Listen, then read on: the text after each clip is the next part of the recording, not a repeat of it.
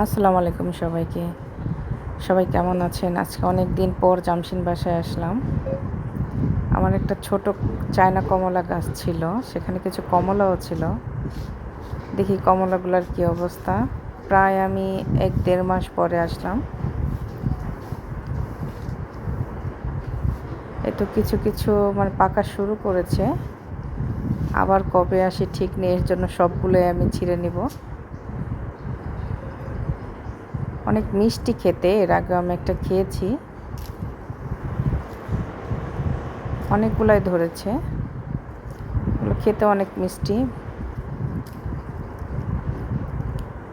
নিজের গাছের ছিঁড়তে অনেক ভালো লাগছে, ভালো লাগতেছে।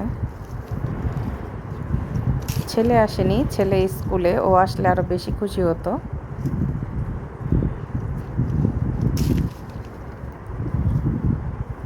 এখানে প্রায় অনেকগুলা হয়েছে ওনার,